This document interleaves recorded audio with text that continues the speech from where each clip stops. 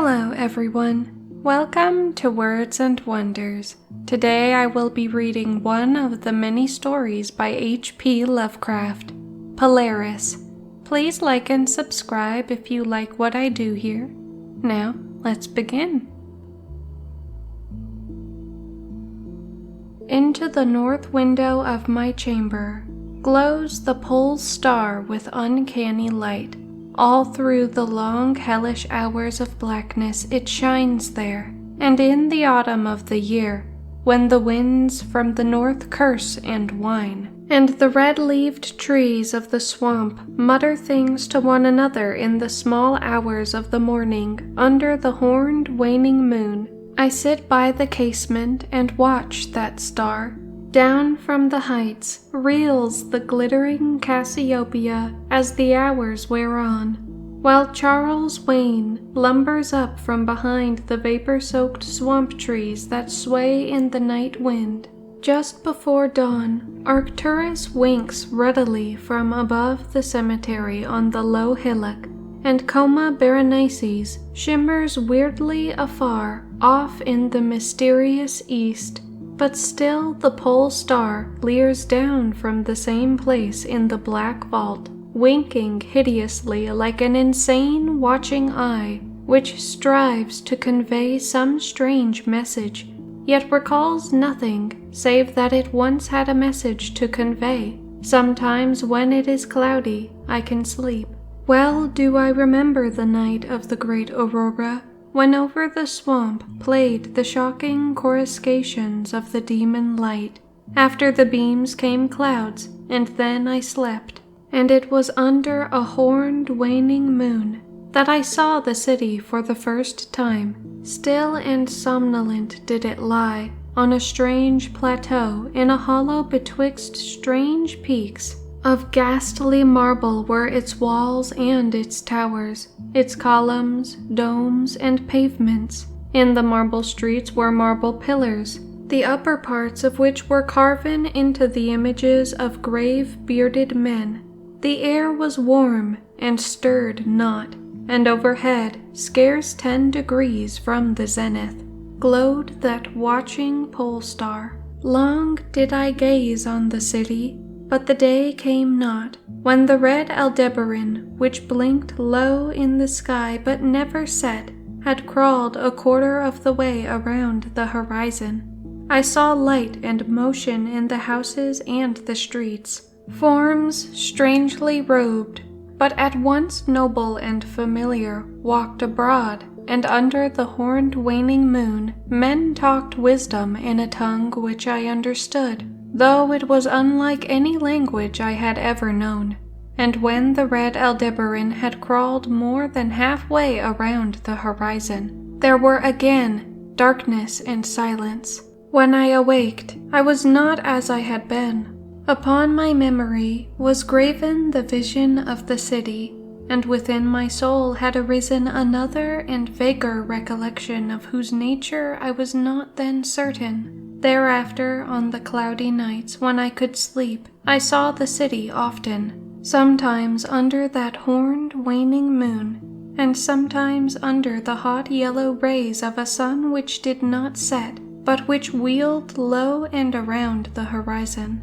And on the clear nights the pole star leered as never before. Gradually I came to wonder what might be my place in that city, on the strange plateau betwixt strange peaks, at first content to view the scene as an all-observant, uncorporeal presence. I now desired to define my relation to it, and to speak my mind amongst the grave men who conversed each day in the public squares. I said to myself, "This is no dream, for by what means can I prove the greater reality of that other life in the house of stone and brick, south of the sinister swamp, and the cemetery on the low hillock, where the pole star peers into my north window each night?" One night, as I listened to the discourse in the large square containing many statues, I felt a change, and perceived that I had at last a bodily form. Nor was I a stranger in the streets of Oletho. which lies on the plateau of Sarkis, betwixt the peaks Noten and Cataphonic. It was my friend, Alos, who spoke, and his speech was one that pleased my soul, for it was the speech of a true man and patriot. That night had the news come of Dikos' fall and of the advance of the Anutos, squat, hellish, yellow fiends, who 5 years ago had appeared out of the unknown west to ravage the confines of our kingdom and finally to besiege our towns. Having taken the fortified places at the foot of the mountains, their way now lay open to the plateau, unless every citizen could resist with the strength of 10 men, for the squat creatures were mighty in the arts of war, and knew not the scruples of honor which held back our tall, gray-eyed men of Lomar from ruthless conquest. Alos, my friend, was commander of all the forces on the plateau, and in him lay the last hope of our country. On this occasion he spoke of the perils to be faced, and exhorted the men of Olatho, bravest of the Lamarians, to sustain the traditions of their ancestors, who, when forced to move southward from Zobna before the advance of the great ice sheet, even as our descendants must some day flee from the land of Lomar, valiantly and victoriously swept aside the hairy, long-armed, cannibal Nofgis that stood in their way. To me, Alos denied a warrior's part, for I was feeble and given to strange faintings when subjected to stress and hardships. But my eyes were the keenest in the city, despite the long hours I gave each day to the study of the Nakadic manuscripts and the wisdom of the Zobnarian fathers.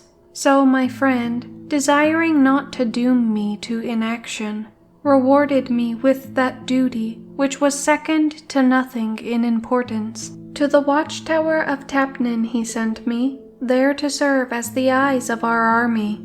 Should the Anutos attempt to gain the citadel by the narrow pass behind the peak Noten, and thereby surprise the garrison, I was to give the signal of fire, which would warn the waiting soldiers and save the town from immediate disaster. Alone I mounted the tower, for every man of stout body was needed in the passes below. My brain was sore dazed with excitement and fatigue, for I had not slept in many days, yet was my purpose firm, for I loved my native land of Lomar and the marble city of Olatho, that lies betwixt the peaks of Noten and Cataphonic. But as I stood in the tower's topmost chamber, I beheld the horned waning moon, red and sinister, quivering through the vapors that hovered over the distant valley of Banff, and through the opening in the roof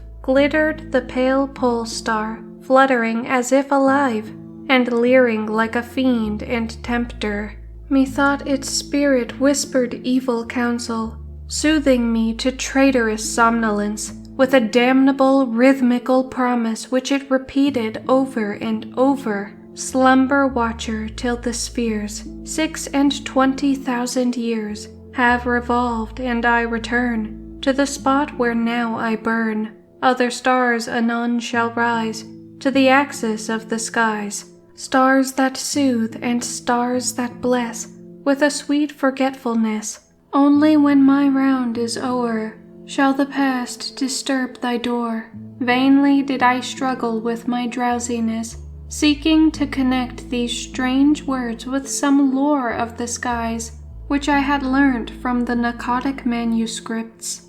My head, heavy and reeling, drooped to my breast, and when next I looked up, it was in a dream, with the pole star grinning at me through a window from over the horrible swaying trees of a dream swamp. And I am still dreaming. In my shame and despair, I sometimes scream frantically, begging the dream creatures around me to waken me ere the Anutos steal up the pass behind the peak Noten and take the citadel by surprise. But these creatures are demons, for for they laugh at me and tell me I am not dreaming. They mock me whilst I sleep, and whilst the squat yellow foe may be creeping silently upon us, I have failed in my duty and betrayed the marble city of Oletho. I have proven false to Alos, my friend and commander, but still these shadows of my dream deride me. They say there is no land of Lomar, save in my nocturnal imaginings, that in those realms where the pole star shines high, and red Aldebaran crawls low around the horizon, there has been naught save ice and snow for thousands of years, and never a man save squat yellow creatures, blighted by the cold, whom they call Eskimo. And as I writhe in my guilty agony, frantic to save the city whose peril every moment grows, and vainly striving to shake off this unnatural dream of a house of stone and brick, south of a sinister swamp and a cemetery, on a low hillock, the pole star, evil and monstrous, leers down from the black vault, winking hideously like an insane watching eye, which strives to convey some strange message, yet recalls nothing save that it once had a message to convey. Thank you guys for watching, and if you would like to hear more stories like this, feel free to like, subscribe, and comment down below. Bye bye.